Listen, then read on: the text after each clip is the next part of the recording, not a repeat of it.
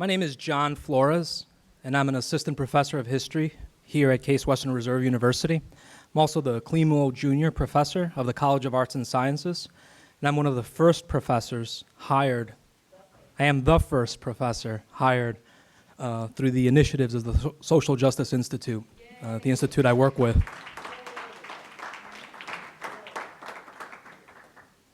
going to begin by presenting all of our presenters for today. First, we'll start with Lisa Brock. Professor Lisa Brock is the academic director of the Arcus Center for Social Justice Leadership at Kalamazoo College. Dr. Brock is the author of numerous articles on Africa and the African diaspora that have appeared in dozens of academic journals, and is the author of the monograph Between Race and Empire, African Americans and Cubans Before the Cuban Revolution. Dr. Brock has been an activist all her life, from fighting for girls' rights and black rights in her native Cincinnati, Ohio, and against police violence and judicial misconduct in Washington, D.C., to becoming a leader in the anti-apartheid movement in Chicago, Illinois. Next is Dante Hillard, who was an assistant dean and director of the Multicultural Student Center at the University of Wisconsin-Madison. His teaching and research interests revolve around the issues of culture, power, identity, and literacy, including the exploration of social justice education, humanism, Africana religions and spiritualities, rhetorical and cultural criticism, African American social and artistic movements, reclaiming spirituality, religion for queer people of color, and black intellectual history. Professor H.L.T. Kwan is a political theorist and an award-winning filmmaker. She currently teaches in justice and social inquiry in the School of Social Transformation at Arizona State University. Last, Professor Rhonda Williams, who's a historian here at Case Western University and the founder and director of both the Postdoctoral Fellowship in African American Studies and the Social Justice Institute. Dr. Williams is the award-winning author of The Politics of Public Housing, Black Women's Struggles Against Urban Inequality, and her research interests include the manifestations of race and gender inequality on urban space and policy, the history of low-income people's lives and activism, and illicit narcotics economies in the post-1940s United States. We'll begin with Professor Lisa Brock.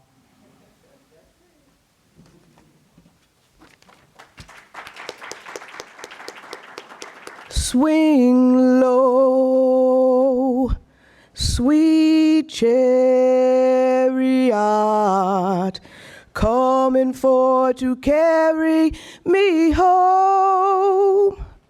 Swing low, sweet chariot, coming for to carry me home. I looked over Jordan, and what did I see? Coming for to carry me home. A band of angels coming after me, coming for to carry me home. I decided last September, after yet another vigilante killing of an unarmed black person, at that time former college football player Jonathan Farrell in Charlotte, that every time I addressed the public, I would pay homage to and memorialize the latest one killed, or at least the latest one that I knew about.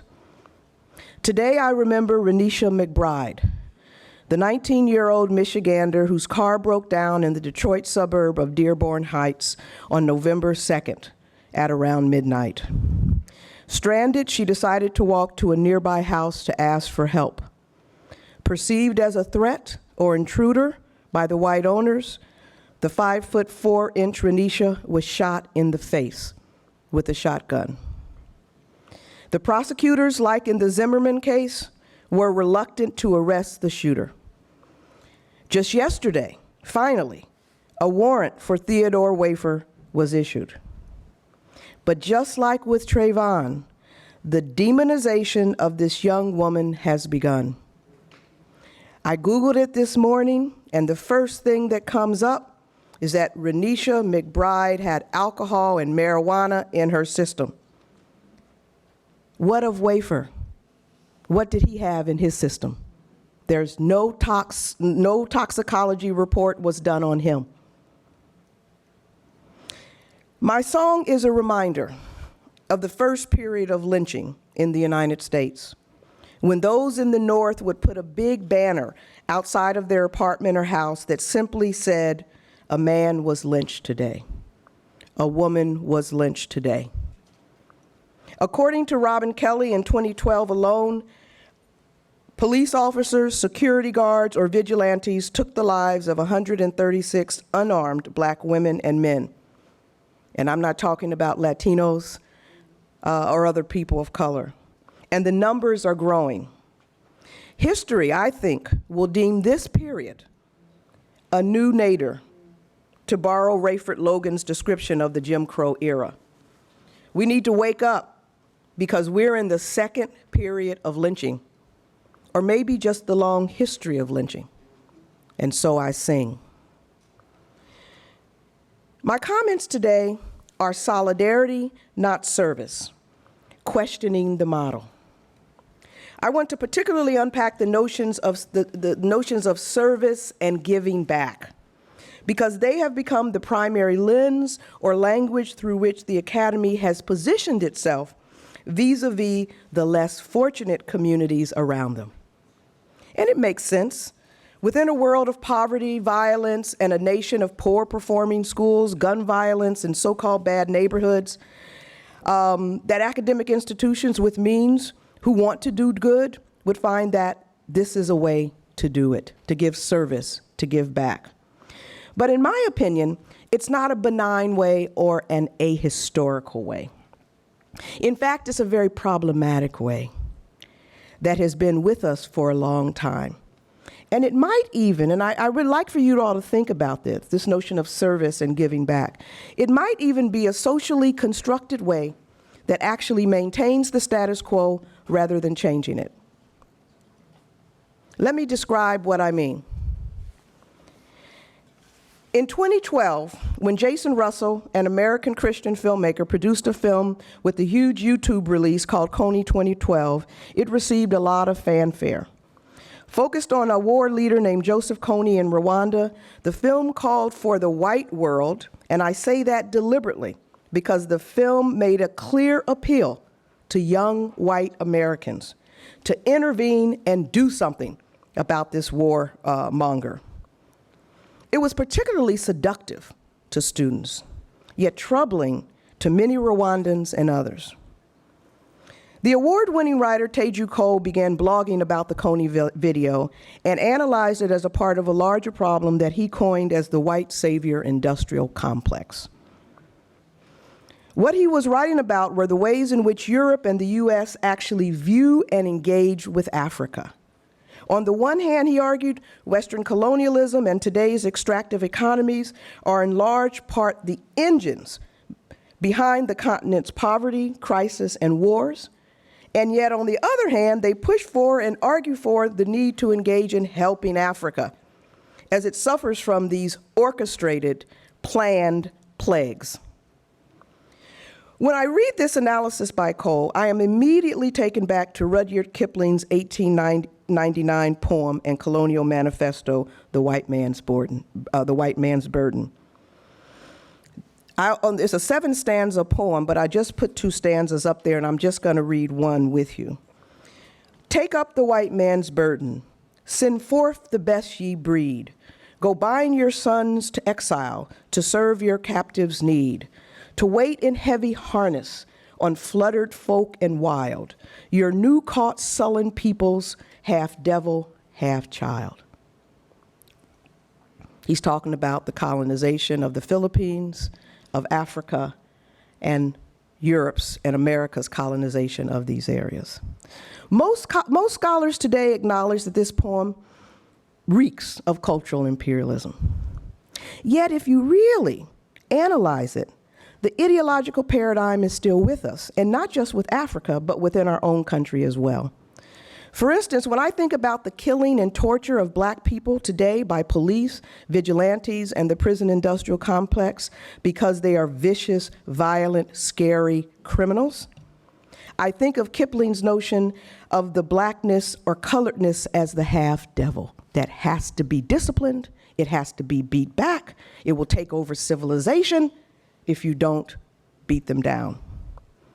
And when I think of young, well-meaning white kids being encouraged to go into poor schools with Teach for America and poor neighborhoods to serve or give back with very little training, I see the notion of the black neighborhood as the infantilized half-child in need of help. I see a colonial structure very much like what Cole was talking about, where the killing of the public sector and schools are creating the inequality in the U.S.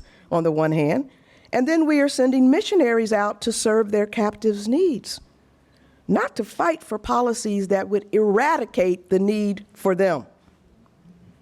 As someone who has been a longtime scholar activist, but only recently having merged the two into an official position as the director of a college-based social justice center at the historically white institution of Kalamazoo College, I have been struck by the many assumptions and paradigms of mainstream social justice work, such as diversity, inclusion, civic engagement, democracy, service, and giving back. I find myself asking, inclusion into what? Engagement with whom? And for whom? And whose democracy are we talking about? Especially given what I just noted with my song as memorialization. I have found programs that encourage service and giving back laden with unquestioning belief in the existing power relations. Those who are encouraged to engage in these programs are rarely taught to think about why they have socioeconomic leverage and power and others don't. What is the root causes of Africa's or Latin America's challenges, or poverty and violence in so-called bad neighborhoods? And there is a paternalism in the language of these paradigms that is particularly troubling. There is an assumption that people, just because they are working class or poor, actually want what a young person from a wealthy institution actually has to give. And that poor people or working class people actually have nothing to give. So how do we complicate the roles of who has and who gives? And how do we question and define the so-called gift that each is giving? Because I believe that the gift comes from the side of those in struggle. So I think what we need to talk about is not service or giving back, but solidarity. We need to encourage our students to go in solidarity with communities that are not their own. I think they should, what do I mean by solidarity? Young people on our campuses that want to be involved in social justice work in neighborhoods or countries not their own should first be educated or educate themselves on the root causes of the issues being tackled. If they're unprepared to do that, stay home. They need to know when those root causes began, by whom, in whose interest are they being maintained. Second, center the voices of those most impacted by the social injustice and listen. Do a listening tour. You remember, who was that used to do listening tours? Was that Barack? Somebody did some listening, a politician did listening tours. I don't know if they heard anything, but they did listening tours. 3, those most impacted by the social injustice should be at the center of any formulation of strategies, tactics, and solutions. And 4th, if there's a grassroots justice movement for change based in the community or country you are working, start there. 5, use whatever privilege and skills you have as leverage with power and augmentation and support. And keep in mind, they are the leaders, not you. It is their community and struggle, and you are there to work in solidarity with them. I'm going to end with this. I'm always struck by Frantz Fanon.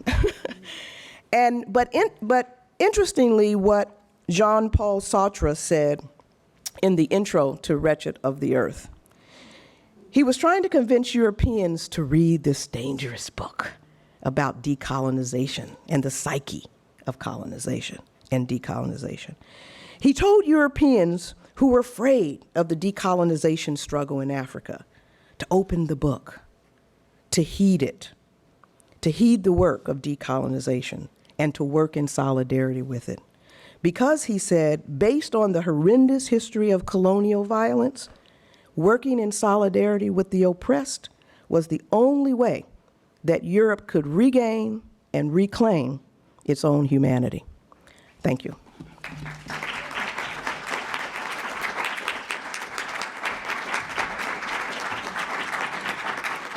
Good morning. My name is Dante Hilliard. Bring you greetings from the great city of East St. Louis, Illinois, which is my hometown. I try to say it everywhere I go, even though it surprises a few people.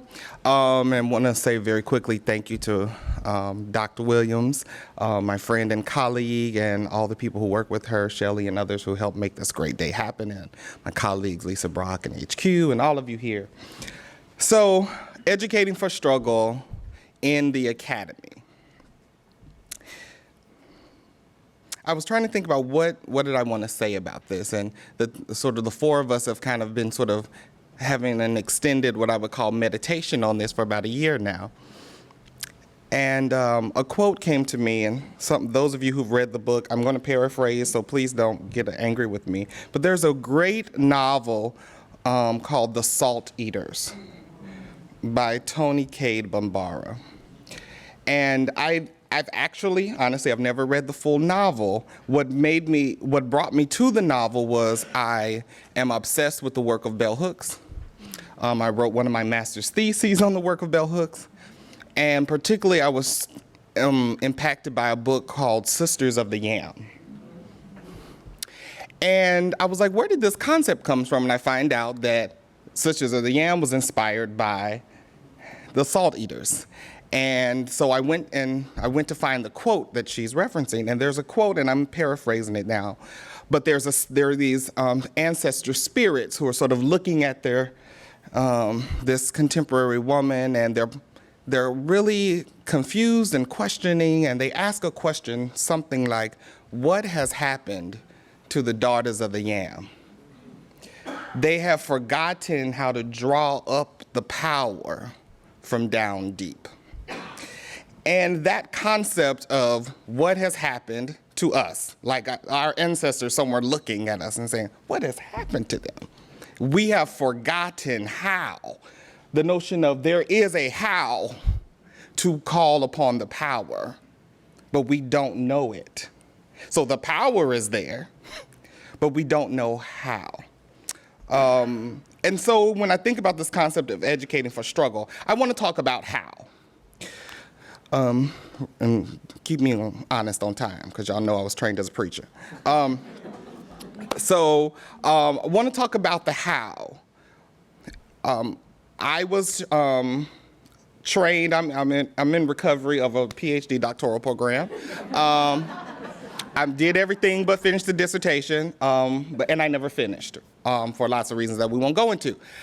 But one of the things that I learned during that process was I struggled a lot with research, and we were always encouraged, particularly students of color, and I see it happening to my current students, we were encouraged to think about what questions we wanted to ask. What questions do you want to ask? What do you want to study? What topic? And of course, if you were black, you're supposed to study black people and blah, blah, blah, blah, right? But when I got to my comprehensives that I had to retake, I won't be ashamed to tell you, I had to retake them. What I realized was I had been encouraged to think about the questions so much, and no one encouraged me to think about the method and the methodology by which I would go about answering those questions. Everybody told me to think about the what and not the how. And so I've spent the rest of my intellectual academic life focusing on the how. Because you can have the best questions in the world, but if you don't have a plan or a method, it may not be of help. So I want to talk a bit about the Institute for Justice, Education, and Transformation, which is a social justice initiative that we started at the University of Wisconsin-Madison. And I'm going to talk through this model that's up here on the screen that I keep threatening to publish one day, when I'd have time, that we developed about how. Because when I arrived at Wisconsin in 2009, we're in the middle of a strategic plan review. So we were deciding our new strategic direction for the next so many years. And one of the things that we became very clear is if you're trying to do forward-leaning work, I'm in a multicultural center. Everybody has an idea about what we should be doing and how we should be doing it and who we should be doing it for. And mostly that comes out of a diversity model where really students of color are here to serve the majority students, right? Like, it's how can the majority students be market ready for a global economy, right? That's the diversity model. That students of color and other diverse people are there to educate the non-diverse peoples, right? And if we're going to move to a social justice model, which we had decided to move away from diversity education into a social justice education model, that meant that at the center of our concerns had to be the quality of life for the students to whom we were serving, our students of color. That if that was our stakeholder community, then we had to stop bean counting and stop focusing on cultural programs, right? And talk about the quality of life, the how, right? So this model that I developed for us, I want to talk about a bit. As an organization, we had to get to the how, right? We knew what the what was, but how did we get to the how? And so in order to get to the how, we had to really ask some deep questions about our organizational identity. So one of the decisions was, first, we were going to root ourselves in a philosophical orientation of social justice education versus diversity education. We don't wear each other's clothes, we don't eat each other's food. We talk about social transformation. And that's a choice. It's a model, but it's a choice that we've made about how to transform the world. We identified our core practices. So at the center of this image, you'll see a model that I developed. Well, I adapted from a model from the Paul Robeson Cultural Center at Penn State, developed by Toby Jenkins in an amazing book called Cultural Centers in Higher Education. And the centerpiece of this model, where you see that little triangular piece, that is Toby Jenkins' model that I've sort of redefined, and I added some language and context. Because what I thought she had identified, cultural centers have to do basically three things. You need to do programs, you have this administrative stuff, and then you need to do this communications component. And I'd like, oh, this is great. I'd never seen this all put together in one place. And as we're working on our strategic plan, what I realized was, but every cultural center is different. We're not all the same. We have a different context. And so I started asking questions about what is the context of our organization, because what we can do in social justice is also inextricably linked to our context. And so what I added to the model were these rings of context, institutional context, organizational context. And we talk about these four things: values, philosophy, norms, and sources, right? And so I developed questions around this for us to ask ourselves. So not only did we identify our core practices, which for us is our community development, transformation, and education. But then we had to start asking questions like, what are our values? And for us, values, what is important to our organization, and what are we not willing to sacrifice? As an organization who's dedicated to social justice, so here are the things. Our values were the Wisconsin idea, which it's a Wisconsin thing. I can tell you more about it later. The concept of community, and the concept of justice. And what we were clear about was these are the things that we're not willing to sacrifice. No matter what we do and who we do it for, this is it. But we never had that clarity in our 20-something years of service. We had just kind of been trying to survive. We never had a clarity of purpose. What I want to mention this concept of the Wisconsin idea, because at the same time, we were also co-opting the language of the institution. The Wisconsin idea is the educational philosophy of the University of Wisconsin-Madison. And the abridged version says the borders of the campus are the borders of the state, and the borders of the state are the borders of the world. So our educational philosophy says that what happens at UW-Madison is supposed to start here and spread abroad, to use a Christian metaphor, right? It's supposed to go out. And so what we tell people is social justice is our interpretation of the Wisconsin idea. So, because that's what social transformation is, isn't it? That we learn, we gain access to resource and knowledge and understanding, and we go out and help other people do it. So part of what we had to do was also learn how to co-opt the language of the institution. For too long, those of us who want to do justice work were so concerned about appearing appearing radical, appearing revolutionary, that we can't get the work done in a pragmatic way because we want to look revolutionary. So I got rid of all the website was purple and everything is red, everything is Wisconsin red and white. I wear Wisconsin red and white every day, right? The website, the model, everything is branded Wisconsin because what we decided to say was that what we do is the very essence of Wisconsin, and someone's going to have to tell us that it's not, right? And no one's going to say that.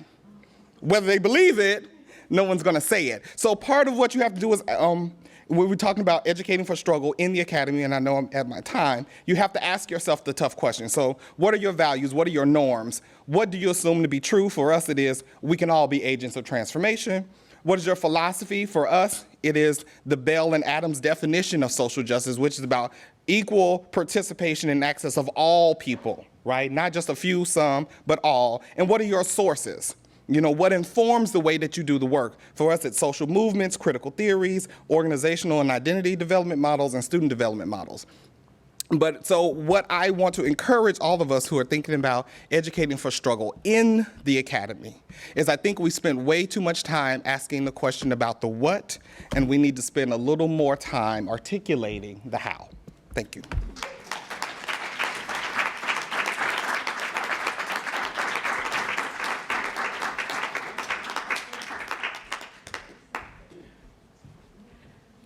Good morning. Thank you for sharing your time with us. And I also want to thank Dr. Rhonda Williams for organizing this panel, for doing the tremendous work here at Case Western and in Cleveland to make the work of justice possible. Now, my comments will focus on justice study within the context of what Jeffrey Williams and others have called the post-welfare state university, or the neoliberal university for some of us. And I think people like Chris Newfield have done a lot of work on this, so you could say that I'm scripting note from him a little bit, or was that cribbing, I think is the word I was looking for. But before I do that, since Dante evoked Tony K. Bambara, I will do that as well.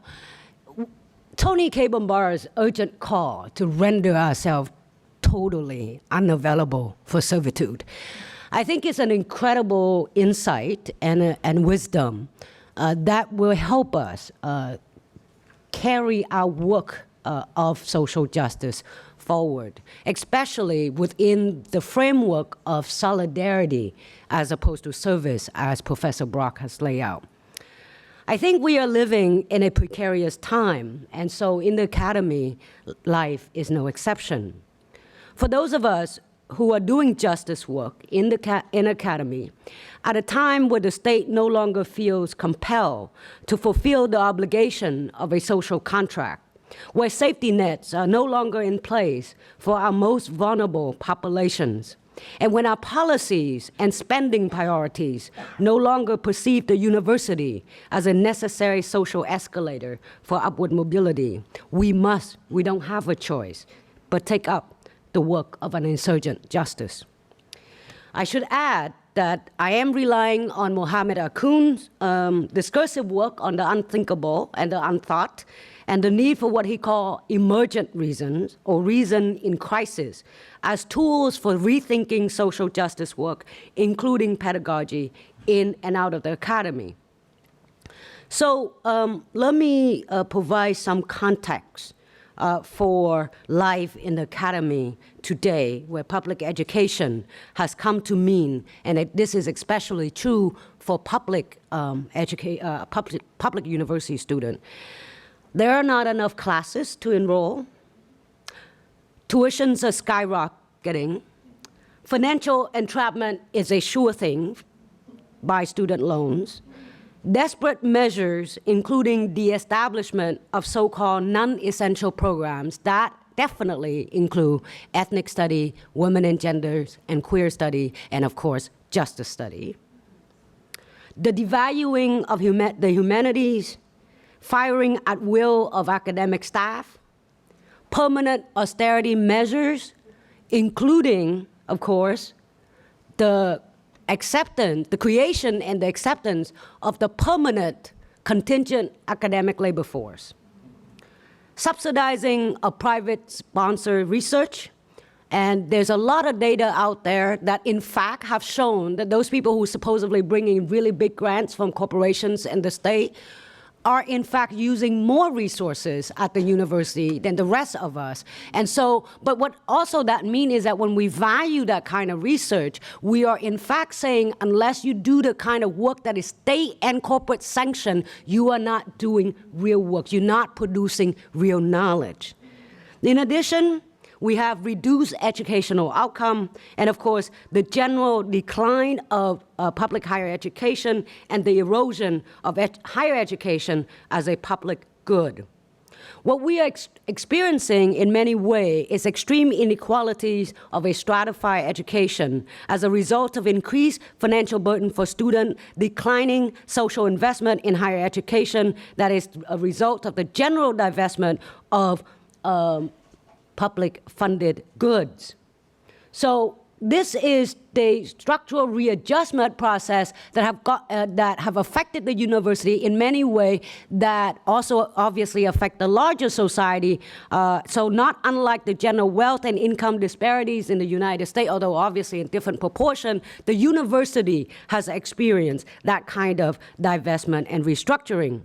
Just as the drive to infinite growth for profit drives not only market but also social values, within the academy, the course economy of credit unit hours, that is getting butts in seats, drives the logic of our curriculum development and pedagogy, not knowledge production or critical reasoning, let alone justice.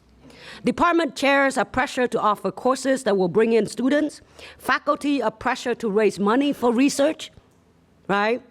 And doing the only research that are state and corporate sanctioned. And students are pressured to graduate in so-called practical majors or STEM majors at record time. This is what reduced educational outcomes mean.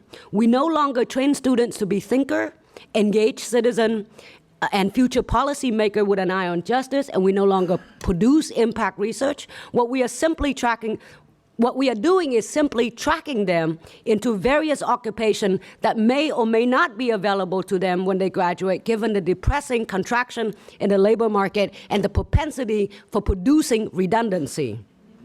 Within this context, not only is justice precarious, but doing justice work is the work of insurgency. But not all justice work is the same, right? So I'm going to tell two very quick stories. One is about a thought experiment, and the second is about social justice pedagogy behind the walls to give us a sense of what we can do in solidarity, doing social justice work in solidarity and not in the diversity model either. So first, the thought experiment. As some of you may know, I teach in a state that is very mean and really unreasonable on a campus that is proudly identify itself as a new American university, or the post-welfare state university. And I teach a number of courses, including wealth and poverty, social movement, black movements in America, reproductive justice, etc. Among other things, I also teach the theory seminar for the graduate program, both at the doctoral and the master level. So this semester, I'm teaching the master level. And at the first meeting of the seminar, I asked the student to conduct a thought experiment where they were to take on various profiles, from President Obama to the Attorney General Eric Holder to the NSA head, Julian Assange, and of course, Chelsea Manning, some of you know her as Bradley Manning, and her attorney. And their task was to render justice for Manning. And they were given time to explore this task. And I left the room, and when I came back, they were in the midst of a very heated debate, very thoughtful but heated debate about whether leaking national security information was treasonous. This is particularly ironic because teaching ethnic study at the grade school level in Arizona, especially Mexican-American study, has already been decided by the legislature as a treasonous act. So momentarily, I wonder if teaching ethnic study was an equivalent to leaking national security information. After all, both are deemed treasonous.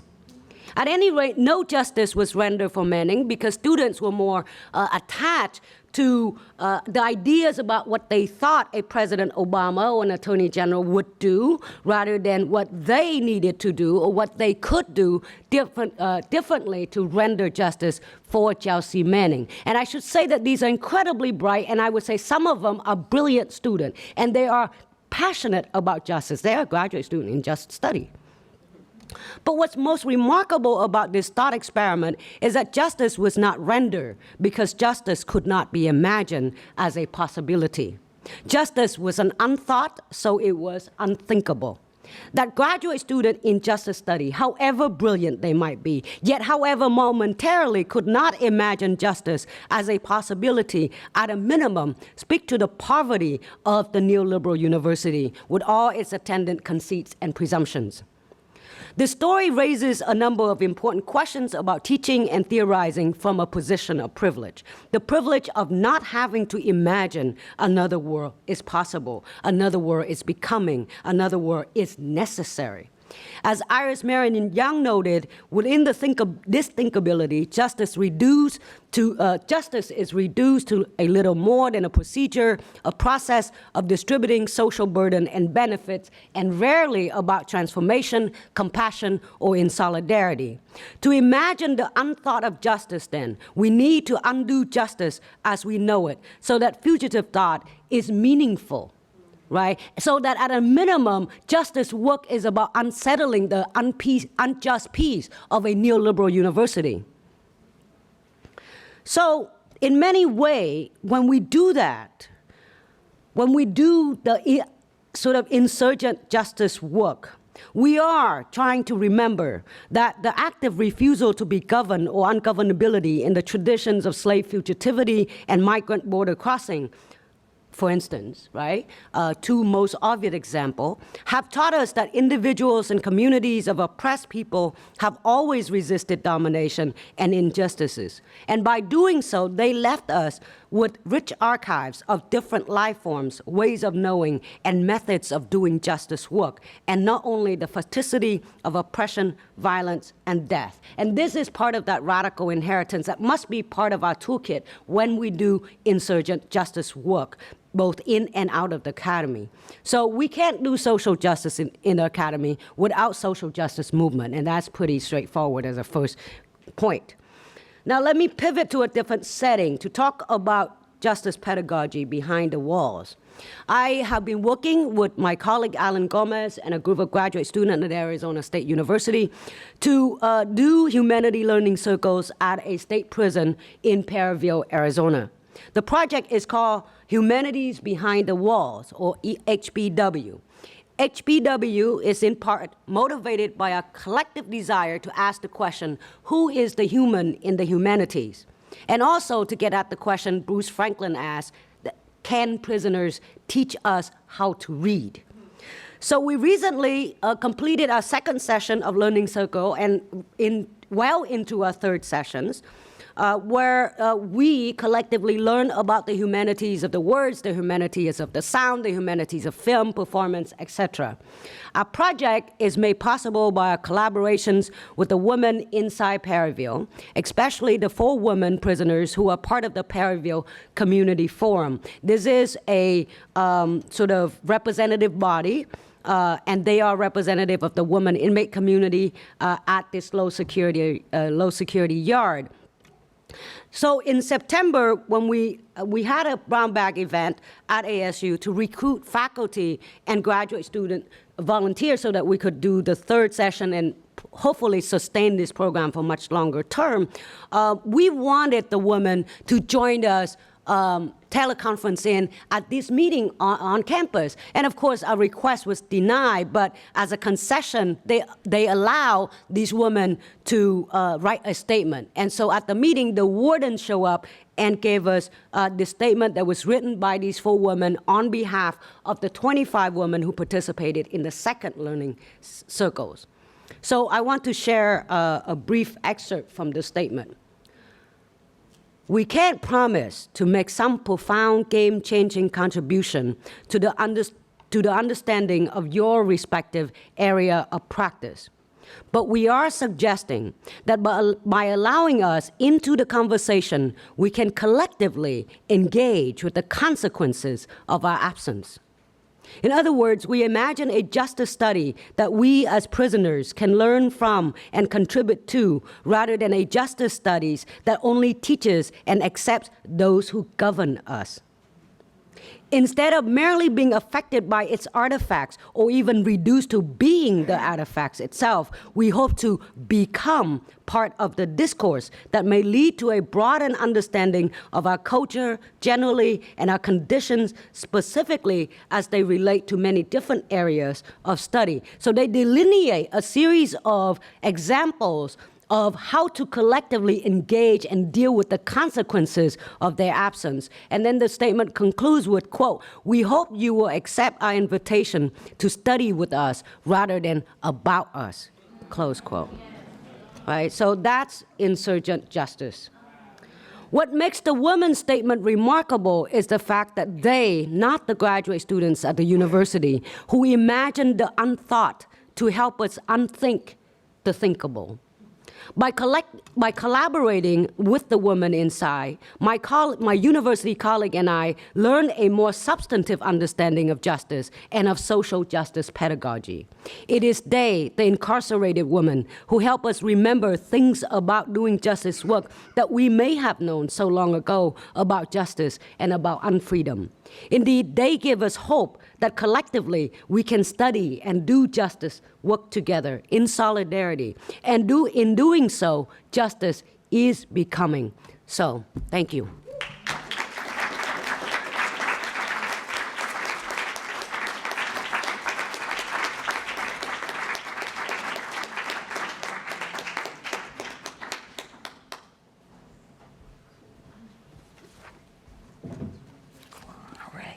So you will hear echoes from Lisa to Dante to HQ in what I'm going to talk about in terms of educating for struggle in the academy. I want to start with a quote by Salman Rushdie from a book called Joseph Anton, which is a memoir where he renames himself so that he can tell his story more openly. It came out in 2012. He says, "The lessons one learns at school are not always the ones the school thinks it's teaching." So in the 1960s, there was a battle in and over the university, one that demanded the opening up of doors to different hues, H-U-E-S, of students, and providing different kinds of programs and courses that directly challenged and, quite frankly, offended the quote-unquote status quo.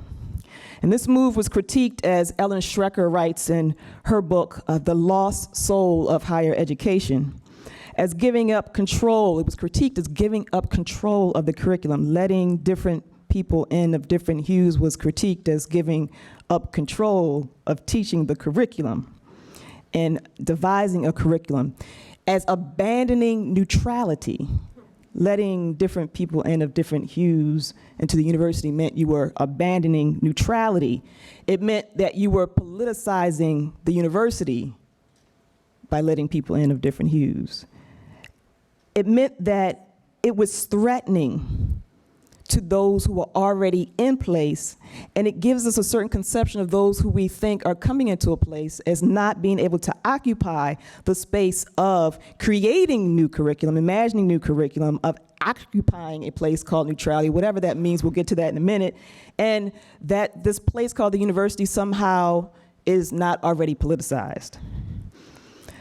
One critic described this 1960s moment as, quote, a new conception of the university as an instrument of social progress and social justice.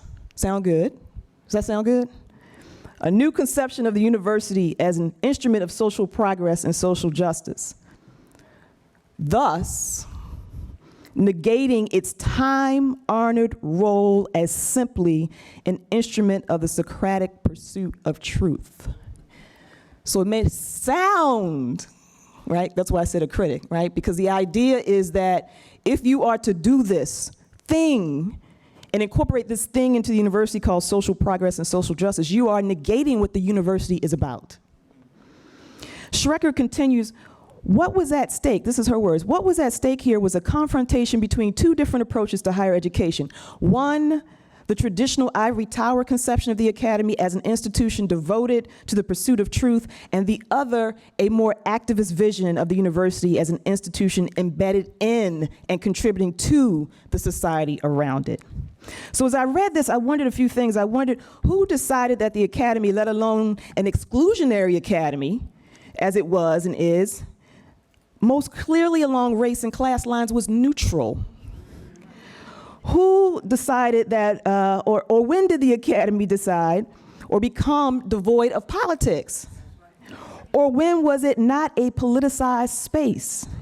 Who decides if we are to believe in neutrality, let's claim it, if we are to believe in neutrality, that some human beings can occupy a space or a trait called neutrality, or what it seems to me to be really saying is engage in reasoned and purposeful intellectual inquiry and produce knowledge that tells the truth about life, society, and the appropriate ways of our being in the world. Who has ownership over that?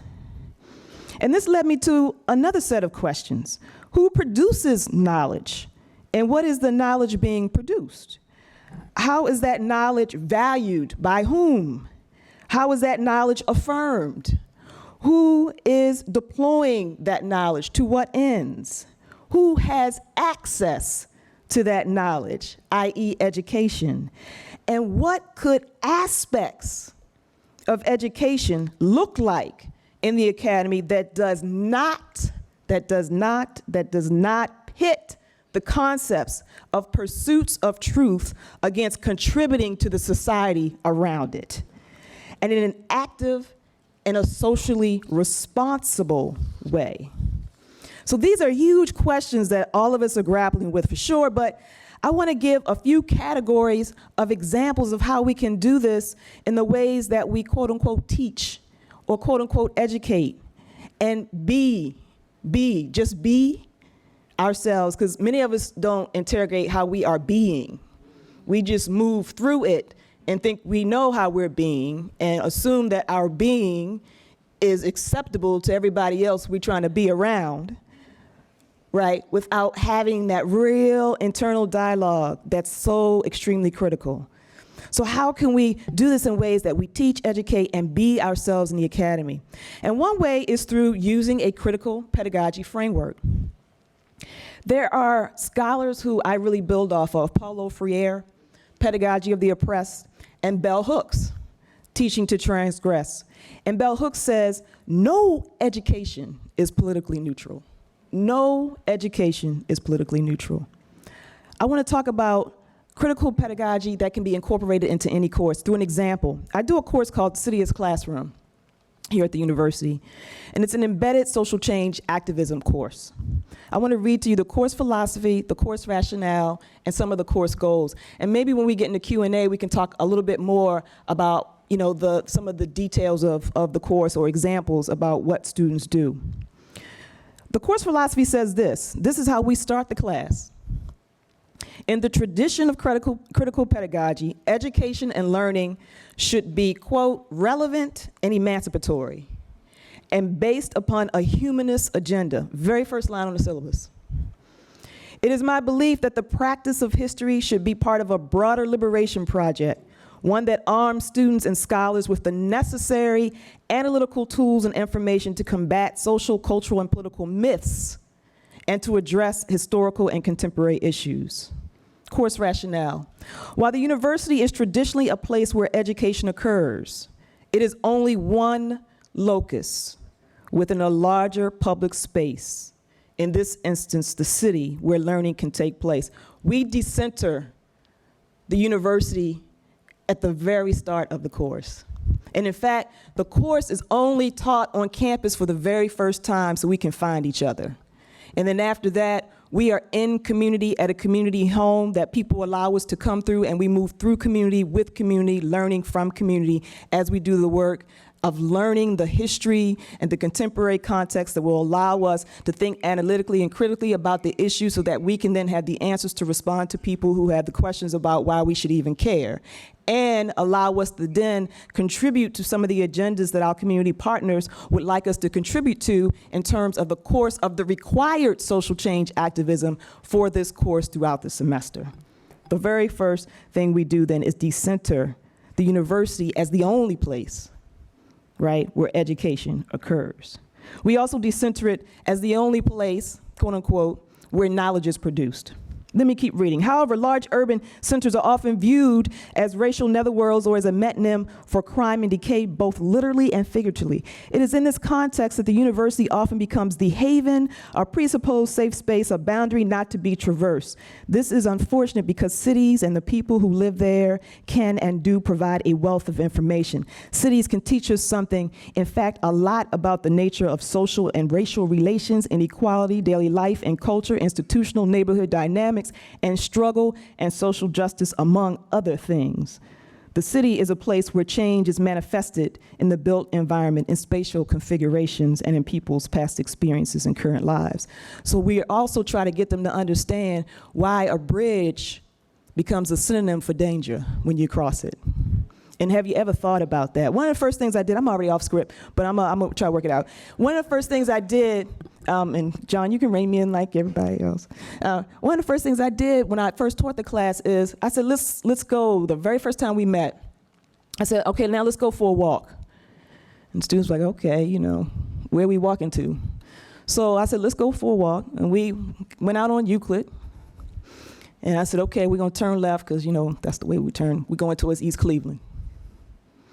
Now, students have been told that the bridge this is changing, but that the bridge is a place that you should not traverse. Because I guess on the other side, as soon as you cross, something great happened to you. So I said, let's go. We're gonna walk. Well, should we take our purses and wallets? And take all that. And so we walked, and we crossed the bridge. And we walked a couple more blocks. And I said, how y'all doing? You know, how you fine? Everybody good? Anything happen like in the moment, you know? So, you know, and then we turned around, came back, and we debriefed on all of that, right?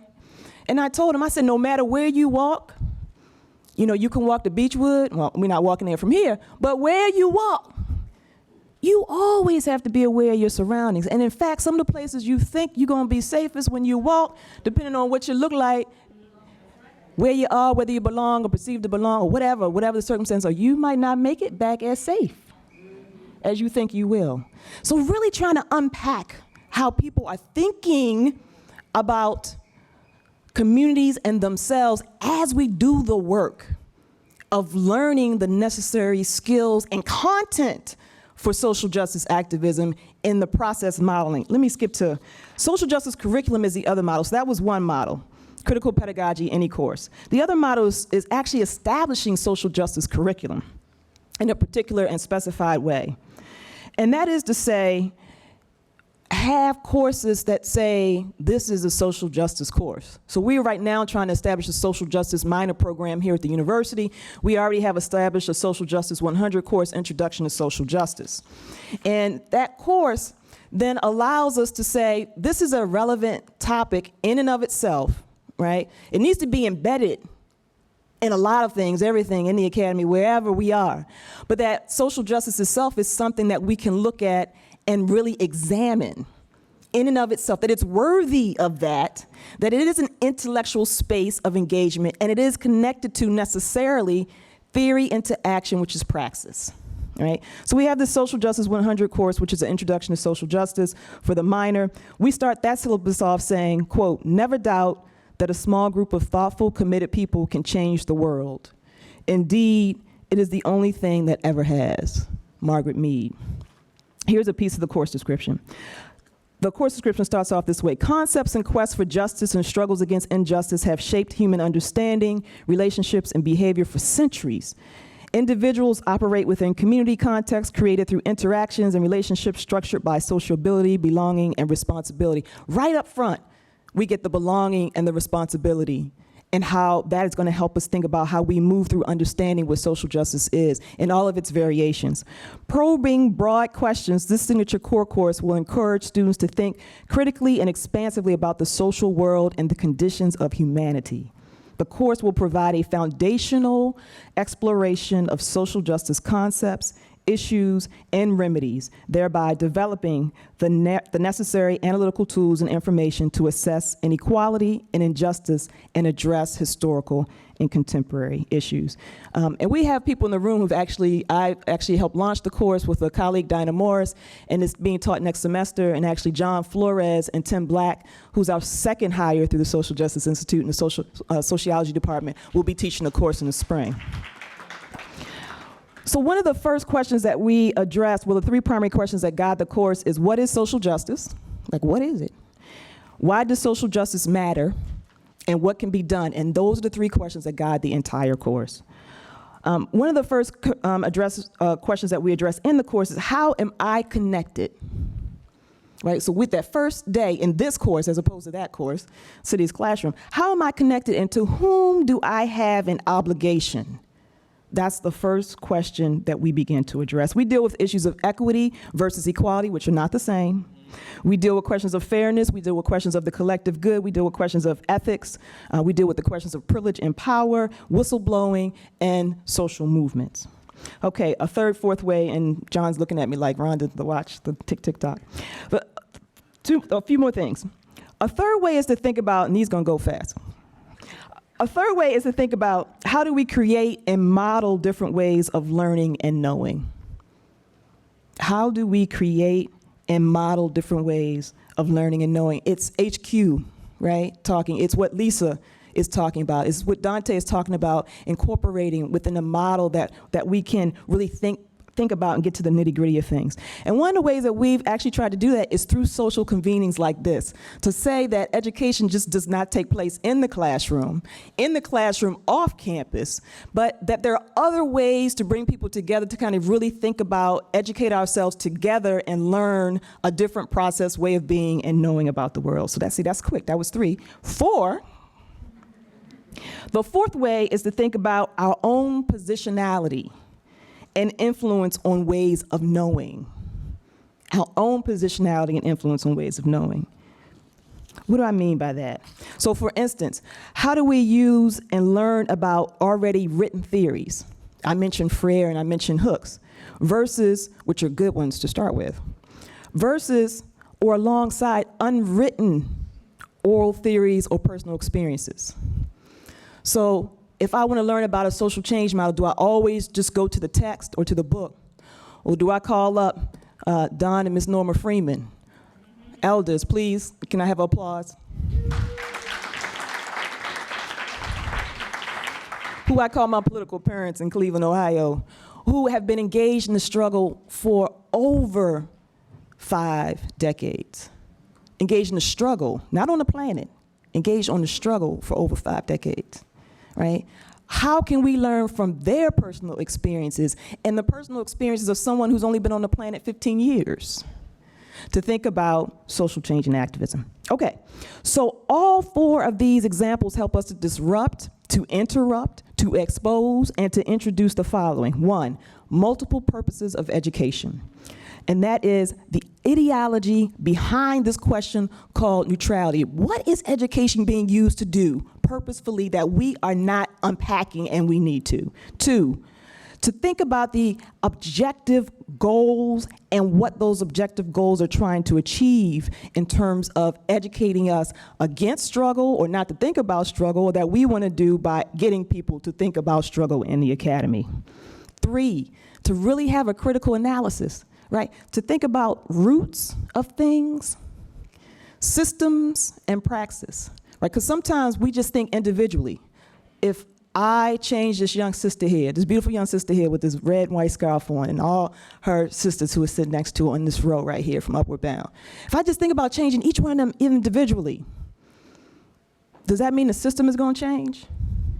So how do we also think about the roots and the systems? I could love, tell me your name again, sir. We met this morning. Right here, bald head. Greg. Craig or Greg?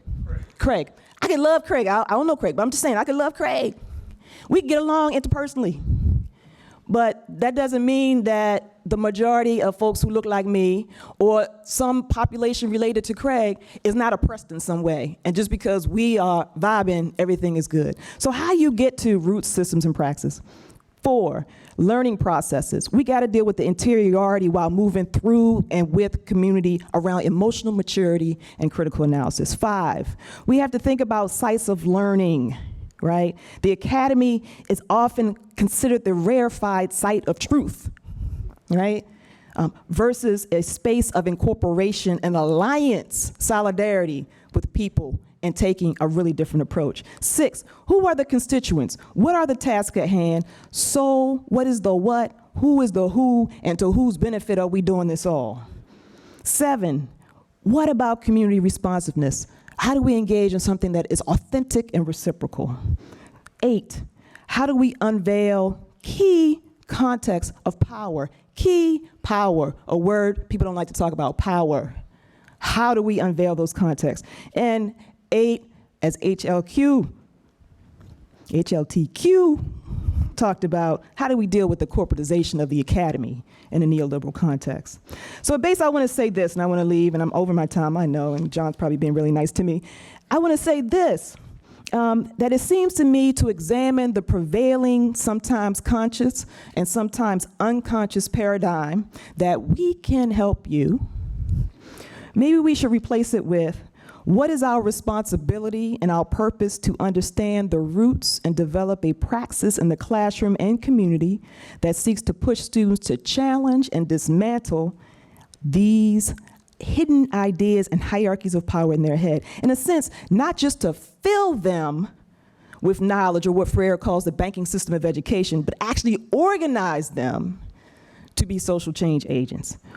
Maybe if we replace, we can help you with this. Ultimately, this question, what is our responsibility to open up, voice, and organize, and be responsive to what community wants, versus the necessity of being entrepreneurial to fund our operations based on what projects others want us to do or are willing to support? Thank you.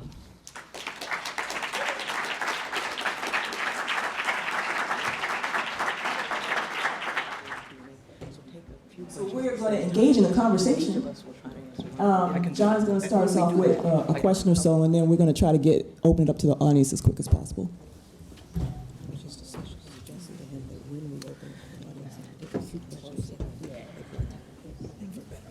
Okay. I think we're going to begin with a question that sort of I formulated based on the richness, the sophistication of all of these presentations. My first question that I think will begin the discussion here, the dialogue, is, so how would we as educators teach about the root causes of inequality, of racism, of sexism, of exploitation and oppression within institutions, as most of you pointed out, that privilege corporate and state-sponsored research that's driven really by the logic of producing goods or providing services for profits? How do we teach then about inequality and racism within these types of institutions? And second, how do we do that? So it's a two-parter. Second, how do we do that without being accused of not being neutral, of not being objective, concepts that are sometimes spoken about synonymously?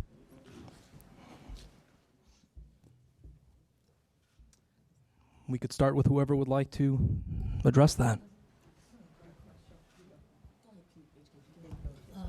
Well, first I want to confess to Dante that I too did not pass my comps several times. And in part, the accusation was because, now you know I came out of political science, I was accused, my work was accused of being political and not political scientist. So I think it's important to understand what Rhonda was saying, which is that one of the most important tasks really is to unmask the pretense of neutrality and impartiality of the university as this complicated space that Rhonda outlined, which I think I really like, so I'm not going to try to even interpret that or rephrase that. But so I actually do teach courses in social justice and in wealth and poverty and social movement. And I think one of the challenge is always this, and I think I can't emphasize and underline some of the issues that Lisa raised in her presentation enough, is that understand that we have these incredibly passionate, excited young people in our classroom. They are taking these classes in the first place because they care. So it isn't that they don't care, but they are informed and habituated in this imperial colonial service model that Lisa is talking about. And so part of what we have to do is to actually make it visible to them that they are part of this larger complicated system that both are harmed by and complicit in the reproduction of inequality, of patriarchy, of white supremacy, heteropatriarchy, etc.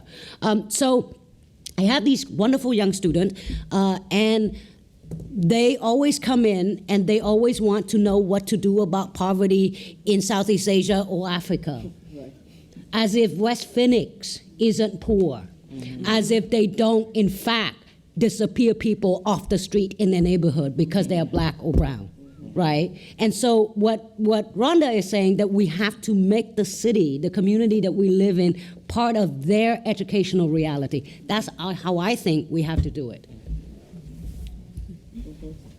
So there's a couple of things I've been dealing with since grad school. As I told you, I kind of, if bell hooks was a deity, I would be the high priest of the religion of bell hooks, probably.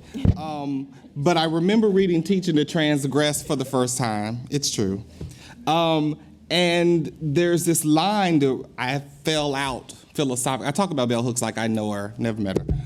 But we fell out. We had a fight, an intellectual fight, because she has a statement in Teaching to Transgress where she, and I'm paraphrasing, where she says that there is no emancipation without literacy. And I just said, come on, Belle, you have reduced freedom to literacy. That's right. And I got really angry. And again, I'm teaching at this time and all this stuff, but I've never fell out with bell hooks before. So I was like, and I think generally she's pretty smart. So maybe I don't get it, right? So I really have spent a lot of time over the last 10, 20 years thinking about the concept of literacy. And I've come to the conclusion that she was right. That you cannot be free if you do not know how to code and decode the symbols of the culture around you. And that literacy is more than textual. That's right? Yeah. It is also symbolic. And to think about, we have a whole generation of, and as I became a teacher, a whole generation of students who have visual literacy but not textual literacy. What does that mean? That they can't understand a poem unless they can see it, a video of it, right? A song has no meaning without a video. Like it changes how we teach, it changes how we communicate, and it changes our ability to understand. So I've been thinking about literacy. So there's a couple of things in the iJet program at Wisconsin. One of the cornerstones of the program is what we call focusing on developing in our students a multi-issue literacy. So at Wisconsin, if you know anything about Wisconsin, UW-Madison, they think they're the Berkeley of the Midwest. They think.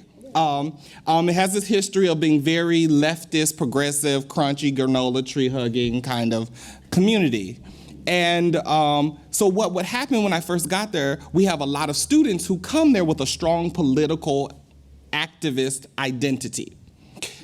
But it's siloed. So you have the people who do gender justice work and sexual violence work and environmental work and racial justice work. None of them know each other and none of them are involved in the same organizations. So if you ask them to talk about a disabled, lesbian, Asian, transgendered person, then the conversation would stop.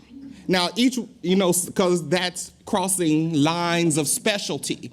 And what I learned as a PhD student, HQ was talking about this, is that the academy will train you to be irrelevant. You will know so much about the speck of dust on the head of this particular pen But you can only talk about this kind of dust from this region on this type of pen. You can't talk about dust from this region and that pen, right? So what happens is that people are only specialists. That's right. And so you can't have solidarity because I don't understand the relationship between my issue and your issue. And actually, they're all our issues, but I don't even know that because we're using different language and different symbols, and I don't know how to decode them.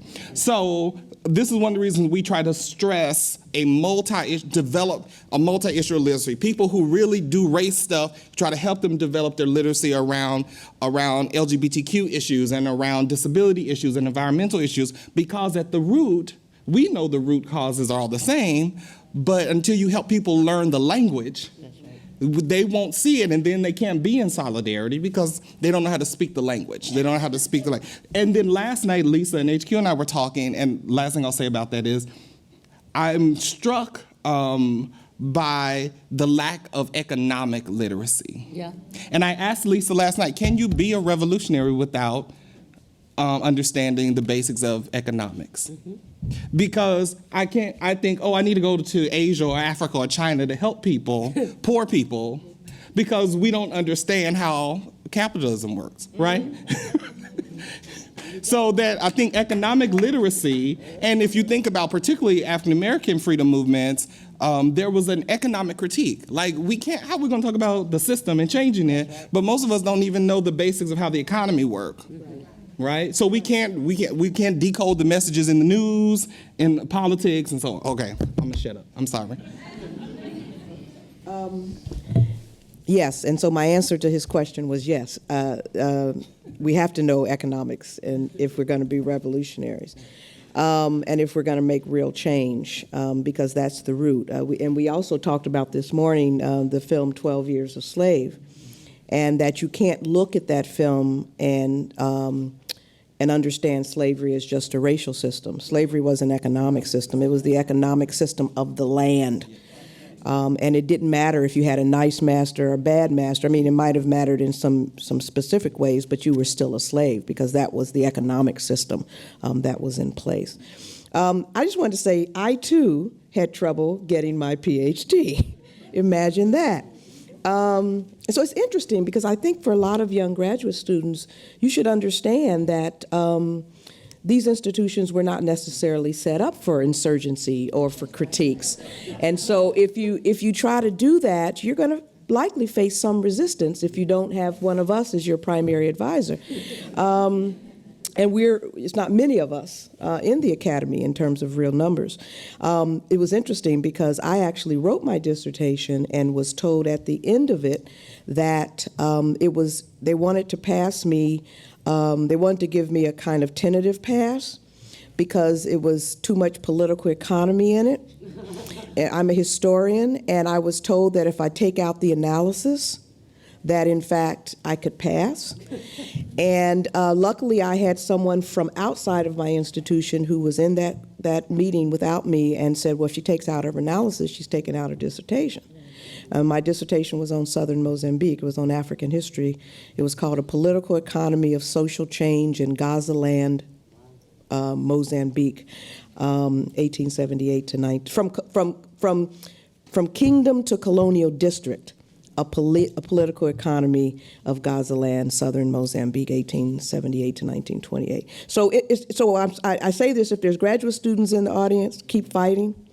Get someone on your committee that wants to see you pass, and then you'll make it. But it's interesting that Jante and both HQ talked about their troubles. One of the things, I'm a historian, and I teach history. And one of the things that I do in my class, it's interesting because I don't use the language of social justice always in a history class, but clearly what I'm teaching is oppression, power, and resistance. And so one of the things that I do in my class is that my students, they have to enter the subjectivity of the folks we're talking about. They have to be willing to go there with me. You know how people say, what would Jesus do? My thing is, what would Mandela do? You know, what did Paul Robeson do? And I want you to have enough information of that place, that positionality, that you're able then to ride with those people and those movements in history to have the kind of debates they had, to have the kind of understanding they had. So I call this teaching, I think there should be multiple subjectivities in teaching, that the subjectivity of African American history, it should be the subjectivity of African Americans, you know, and not the subjectivity of people from the outside talking about African Americans. And it's so interesting to me because there's some resistance from some students because they're so interested in the code. Like when we teach Mandela and his decision to, it's so interesting. Students will come in and they'll often say, when we deal with the issue of armed struggle in South Africa, students often say, oh, I don't believe in armed struggle. I believe in peace. You know, I believe in nonviolence. And this, to me, is always ironic because we're the most violent country on earth. And then all the students are nonviolent. So interesting. So anyway, as we get into, and then we talk about Biko in Black consciousness, and as we get into these discussions, as we've moved through the history, by the time we actually get to that debate, most of the students say they would have picked up the gun too.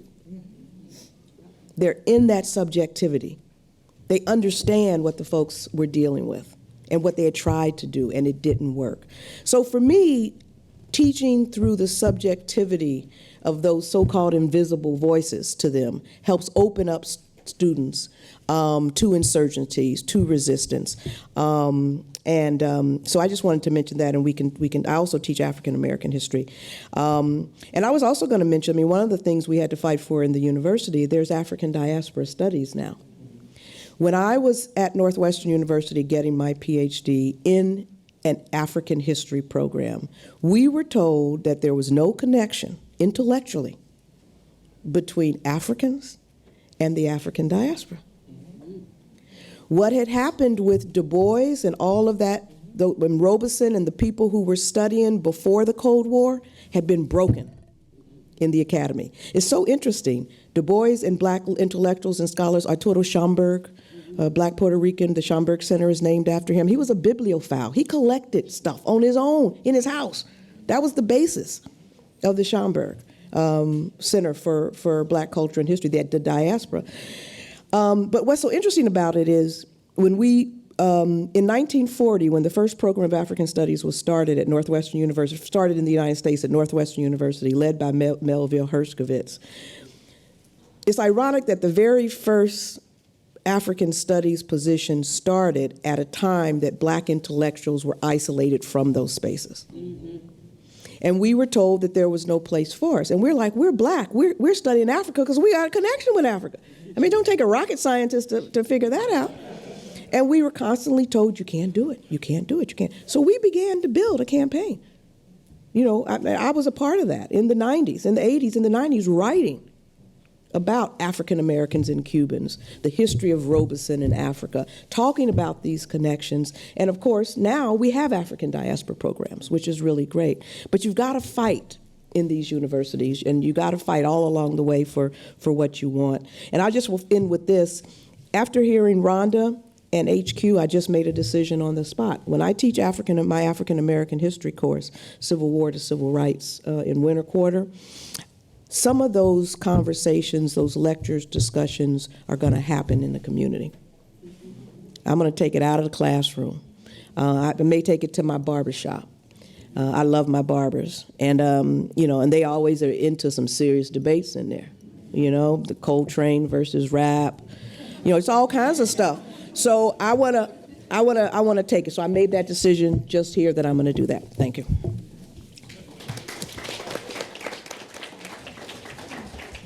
I'll say a couple things. I actually didn't have, I don't know what's going on. I didn't have problems with my dissertation. But I was told as an undergraduate by one of my journalism professors that I wrote too Black.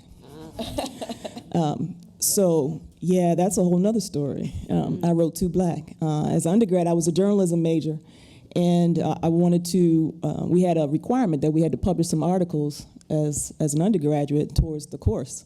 And so I asked there was a black student magazine and there was a white mainstream newspaper. And I said, well, I'm going to write for both of them. And so basically my professor told me, well, you really need to, do more of your publication in the white mainstream newspaper, student newspaper, so, you can, mix up your language.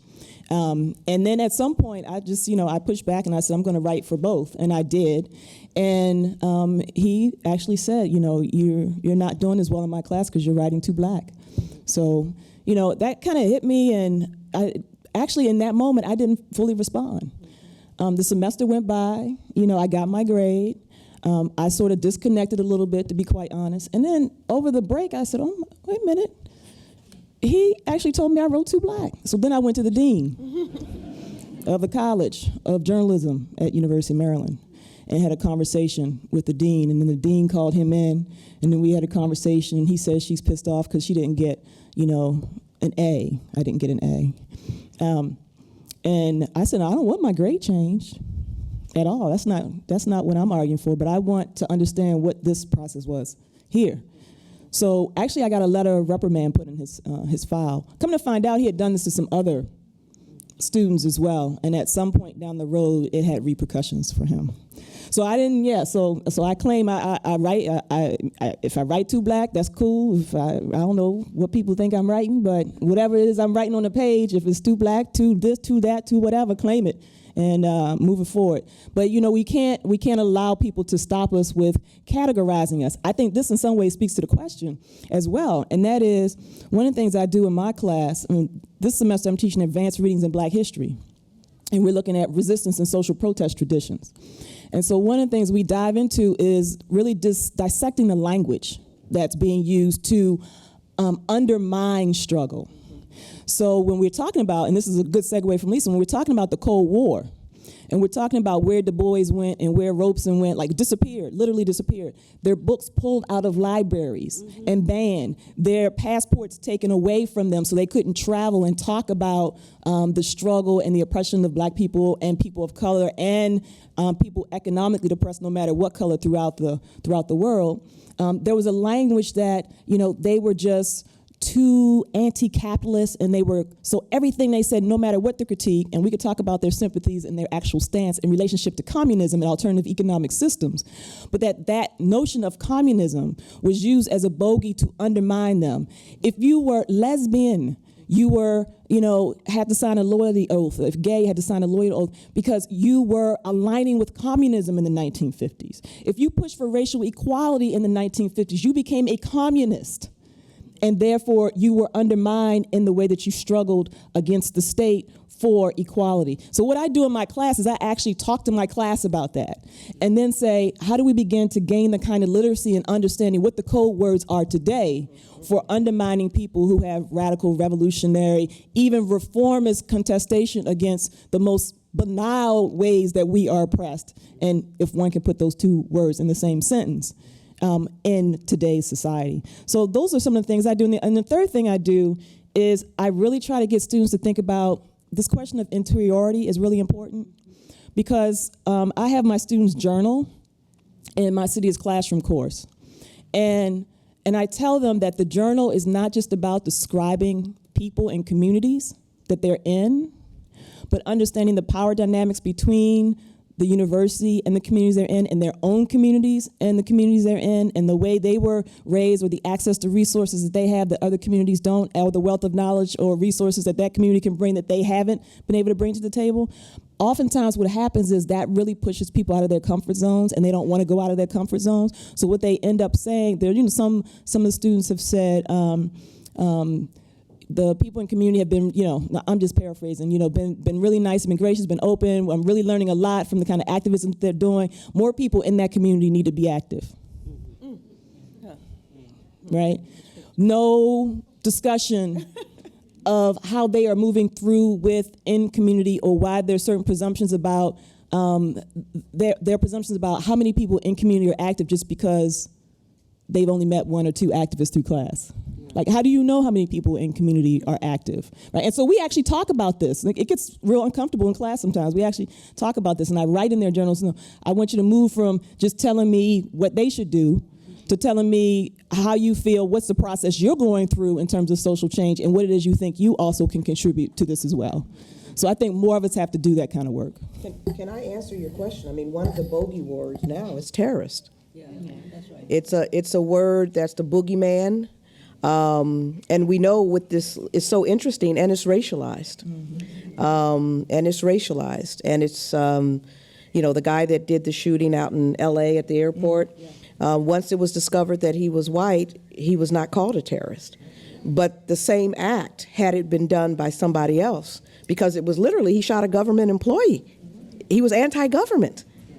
So, you know, sort of it's really important to teach and unpack a lot of these boogeyman words and not just take them at face value. I want to add two quick things. One is, I think that sometimes we confuse invisibility or silences with absences. And I think it's really important in the classroom to make visible, to clarify that conflation and confusion that are often wrong. And so part of that work means that we really have to, in fact, be very creative about evoking, conjuring the ghosts that are in the room, right? So we constantly have to evoke those who are not there, their absences, or quote-unquote absences, because in fact they are there. The other thing is about owning genealogies and exposing genealogies. I think part of what Lisa is talking about too is that, and Rhonda, is that our history, particularly, I'm a political theorist, so of course I am particularly interested in consciousness and ideas. They have been written out or they have been maligned. And so we have to own our intellectual debt and we have to evoke our genealogy, but at the same time, we have to also expose the imperial inheritance and the slave's inheritance and the slave genealogy that is in everyday teaching in the classroom. Right, so we have to remind people, for instance, that Kellogg is part of a eugenic movement. Yeah, right. That advanced a very white supremacist ideology.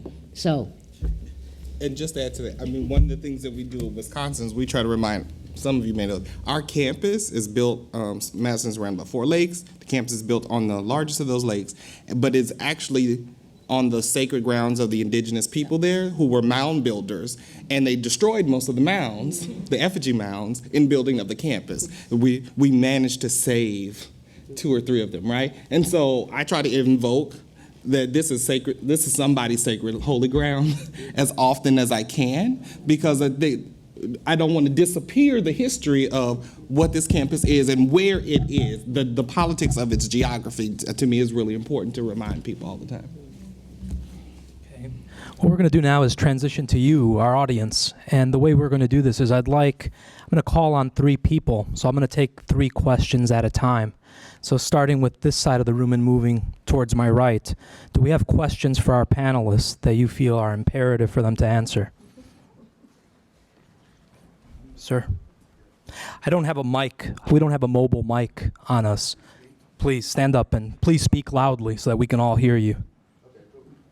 Hello, my name is Martinez EV. And before I ask my question first, as a visual artist, decoding and being literate in ways of being textual, intertextual, and learning about encoding to me, very important, especially for our youth, very important. So as an artist, I've been fortunate enough to get into schools and speak to a lot of students and at the high school level. And right now, my last 2 visits to schools, my teachers have been teaching students and almost replacing their economic position where race used to be. So I'm speaking to especially my young men. They'll talk about, well, stuff will get fixed once I play basketball in NBA, or get fixed once I'm rapping. And it's like, it's no longer about the color of my skin, or who my daddy was, or who my grandpa was, and how I'm perceived in this country. A lot of it's being replaced with your economic status. And I would love to hear anything. Thank you. Thank you. Others? Yes, with that. My name is Sarah. I have a question about activism in the Academy. Just Yes. I believe that there is a culture of fear around activism, even talking about social justice, but then students don't really want to go out and do the activism with the people in the community who are doing things or starting their own movements. Like, people were too scared to even go protest voter registration downtown at the Board of Elections, and because they were scared of getting arrested, which didn't happen, or they had too much work to do or something. So how can we address those types of issues, even if there are any social justice minded? How can we move towards more activism? Thank you. I guess I have an observation and a request. My today California, when I graduated here, and I had a similar experience as a verbal exchange with one of the professors here, but I was fully grown when I got here, so there was some issues. The other students were shaking in their boots, but it happened to me just like the writing situation. There was an issue in the classroom, and that was in 98 or 90. But as I go out to the community, and I'm on these committees looking at structural racism in relation to social determinants of health and infant mortality. So the conversation is around equity, inclusion. It's on paper. So I'm in these groups of people from universities and organizations from government who are stuck right now in circular conversations around data, what's missing, programs, and I'm pushing them to say, listen, if we're going to change the way we do business in our city, in our county, we have to go into the community, let them tell us the solutions, because the solutions are there with the people that are suffering from the issue, right? Because we continue to make decisions at this level and talk, but I have to stop the conversation a lot of times and say, let's go out. And I guess that's the comfort level, but we did realize there's a capacity that needs to be built amongst us as a collective. And so my request is for Dr. Rhonda to come, because I have it in my mind, I'm going to ask, but I'm doing this.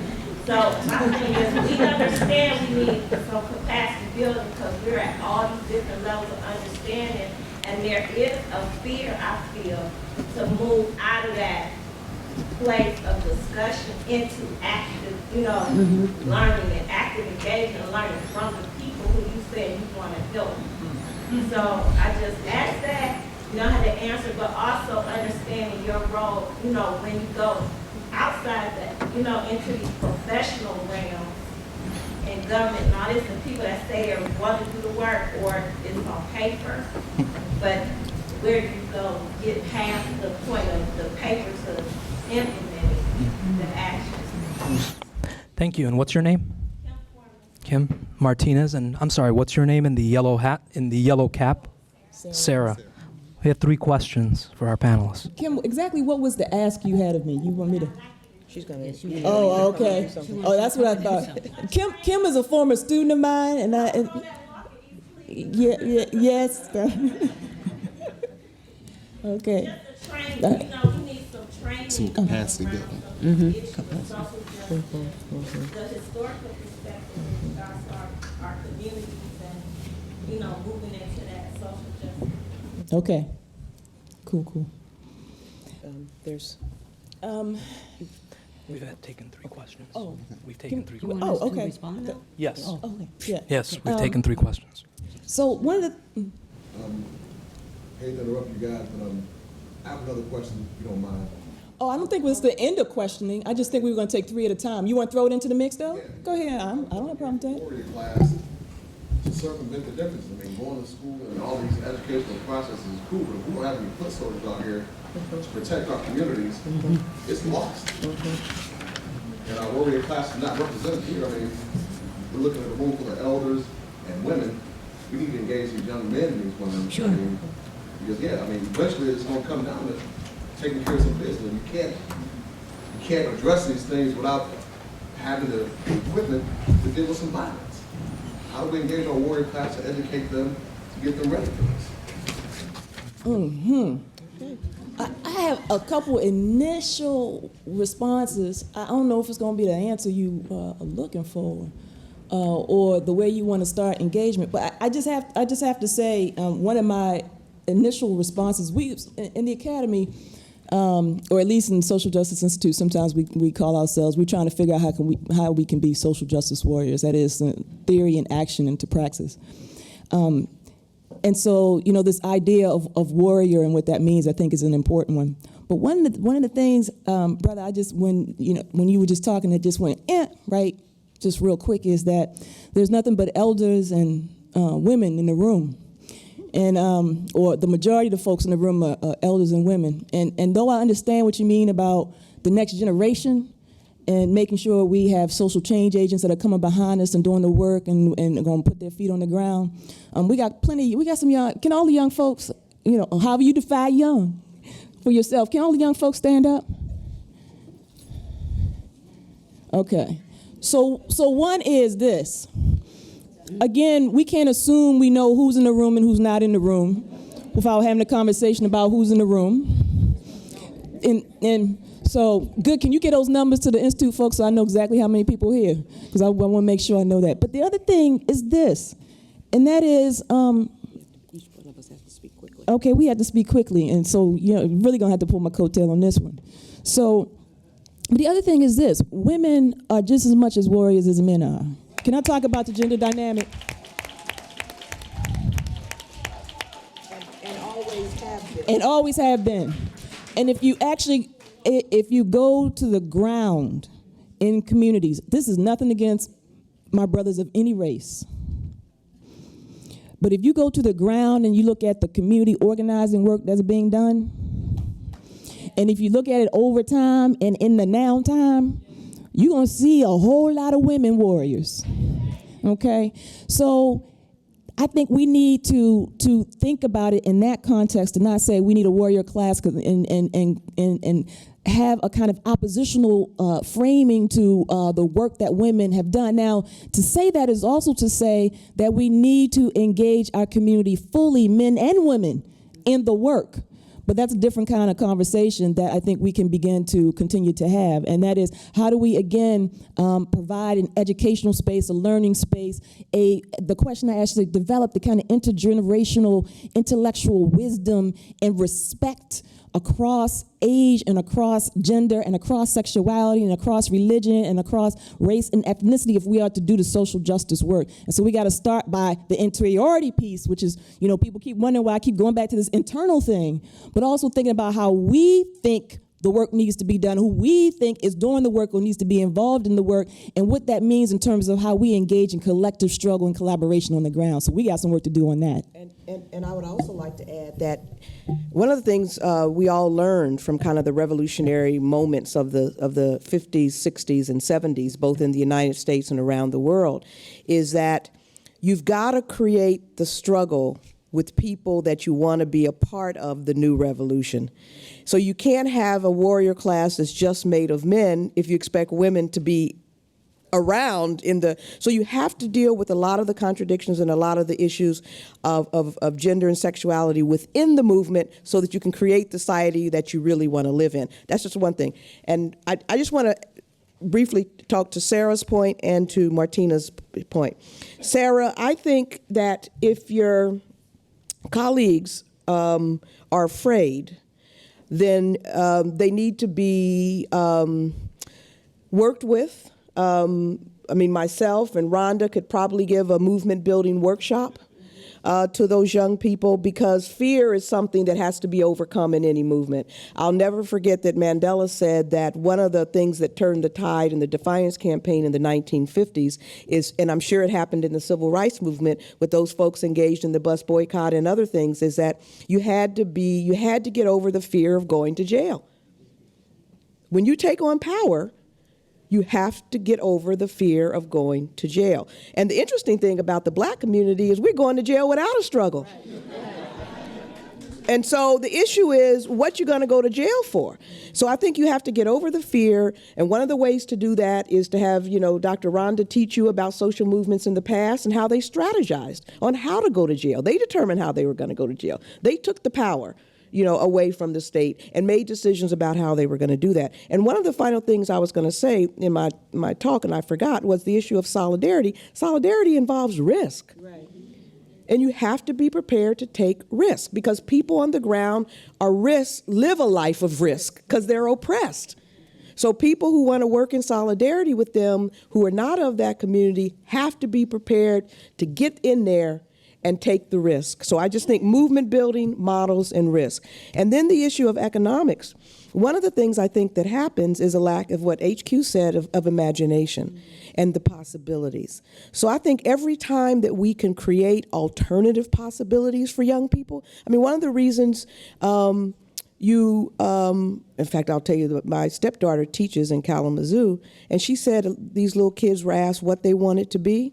And one boy said, little 6-year-old said, either a professional basketball player or a liquor store owner.